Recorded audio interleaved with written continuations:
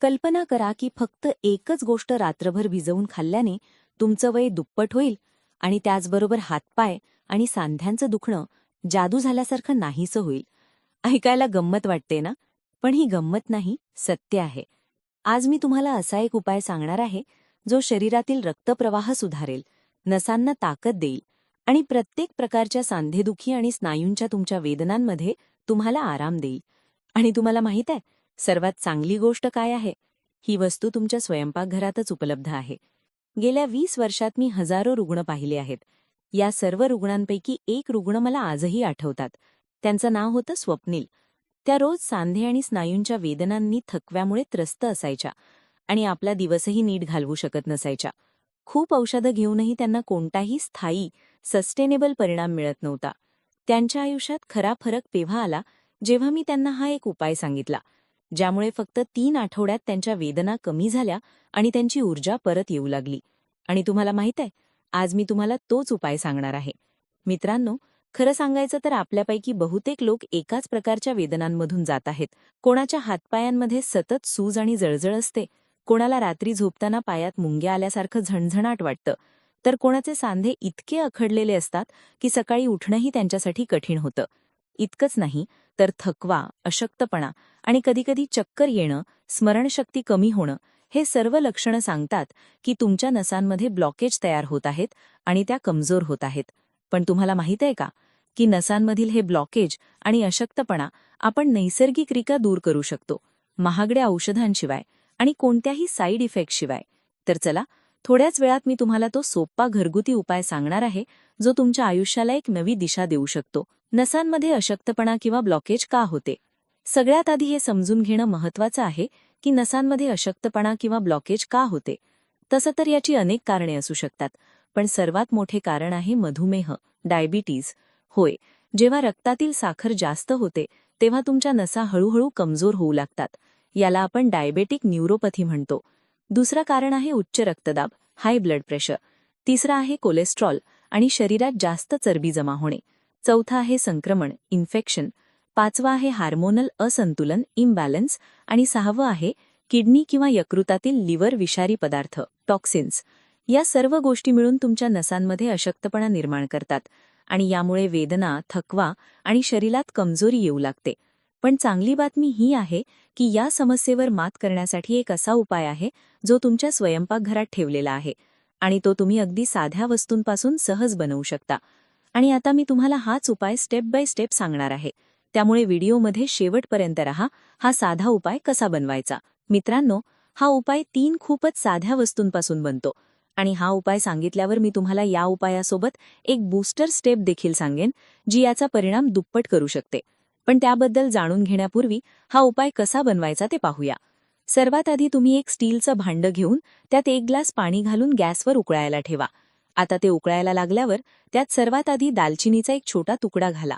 नंतर एक मोठी वेलची, जिच्याला आपण रंगाची वेलची देखील म्हणतो, घाला. आणि शेवटी 2 लवंगा घेऊन त्या ठेचून कुटून त्या पाण्यात टाका. आता या तिन्ही गोष्टींना त्या पाण्यात 2 ते 3 मिनिटं उकळू द्या, जेणेकरून त्यांचा रस चांगल्या प्रकारे पाण्यात उतरेल. आणि मग गॅस बंद करून पाणी सामान्य तापमानापर्यंत थंड होऊ द्या. जर तुम्हाला थोडं गोड आवडत असेल तर तुम्ही थंड झाल्यावर त्यात गुळाचा एक छोटा तुकडा किंवा थोडासा मध देखील घालू शकता. पण जर तुम्हाला मधुमेह असेल तर गूळ किंवा मध घालणं टाळा. हा उपाय घेण्याची योग्य वेळ. हा उपाय घेण्याची सर्वात चांगली वेळ म्हणजे रात्रीच्या जेवणानंतर साधारण अर्ध्या तासाने. होय, फक्त 1 ग्लास, रोज 14 ते 15 दिवस. जर तुम्ही हे पेय घेतलं तर तुम्हाला फरक खूप लवकर जाणवू लागेल.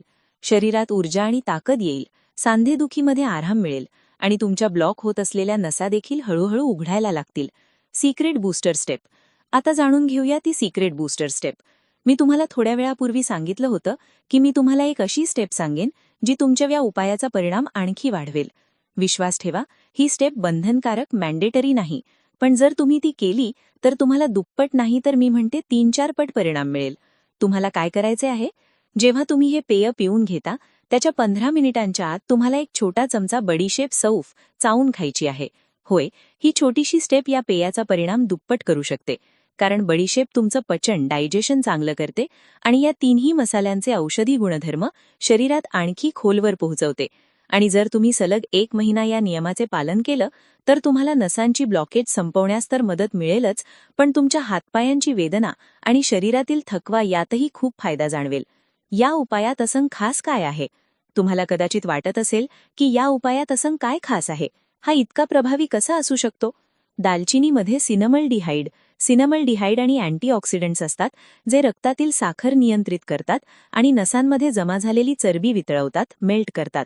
मोठी वेलची तुमच्या शरीरात पोटॅशियम आणि मॅग्नेशियम पोहोचवते, जे रक्तदाब, ब्लड प्रेशर नैसर्गिकरित्या संतुलित ठेवतात आणि तुमच्या हृदयाचे ठोके देखील मजबूत करतात.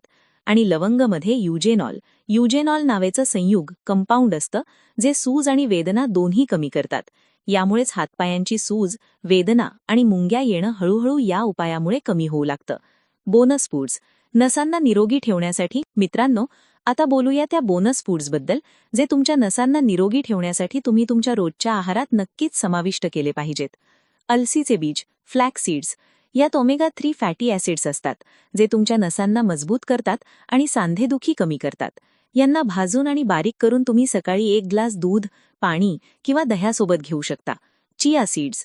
यात लोह, आयर्न, पोटॅशियम आणि अँटीऑक्सिडंट्स असतात, जे थकवा दूर करतात, नसांना आराम देतात आणि तुमची रोगप्रतिकार शक्ती, इम्युनिटी देखील मजबूत करतात.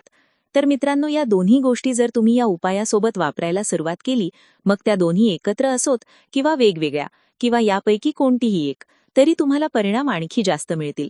आणि तुम्ही नक्कीच मला कॉमेंट्समध्ये येऊन धन्यवाद म्हणाल की डॉक्टर साहेब, मला खूप फायदा झाला आहे. आजचा व्हिडिओ तुम्हाला आवडला असेल अशी आशा आहे. जर आवडला असेल तर याला लाईक करा, चॅनलवर नवीन असाल तर सबस्क्राईब करा आणि तुमच्या मनात काही शंका किंवा प्रश्न असतील तर मला कॉमेंट करून नक्की सांगा. चला, भेटूया एका नवीन व्हिडिओमध्ये. तोपर्यंत स्वतःची काळजी घ्या, हसत रहा, आनंदी रहा.